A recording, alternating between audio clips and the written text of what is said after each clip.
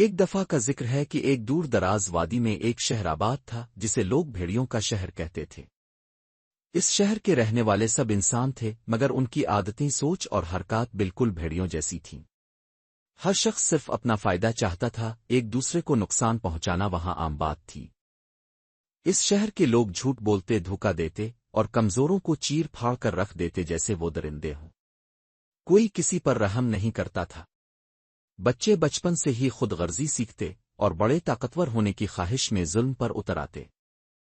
ایک دن ایک اجنبی شخص جس کا نام ریحان تھا اس شہر میں آ پہنچا۔ ریحان نے لوگوں کی باتیں سنے، رویے دیکھے اور حیران ہو گیا۔ اس نے سوچا کہ یہاں کے لوگ تو واقعی بھیڑیے بن چکے ہیں، جن کے دلوں میں محبت، اخلاص اور انسانیت باقی نہیں رہی۔ ریحان نے ایک جگہ بیٹھ کر بچوں کو جمع کیا اور نرمی سے کہانیاں سنانا شروع کی، ہمدردی کی، سچائی کی اور قربانی کی۔ شروع میں لوگ ہنستے رہے مگر کچھ بچے بدلنے لگے۔ وہ دوسروں کی مدد کرنے لگے، جھوٹ سے نفرت کرنے لگے۔ آہستہ آہستہ ان بچوں کا اثر بڑوں پر بھی پڑنے لگا۔ شہر میں تبدیلی آنا شروع ہوئی۔ لوگ سوچنے لگے کہ ہم انسان ہیں، درندے نہیں۔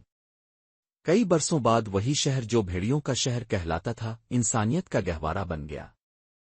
ریحان خاموشی سے ایک دن واپس چلا گیا مگر اس کی دی گئی روشنی ہمیشہ کے لیے اس شہر کو جگمگا گئی۔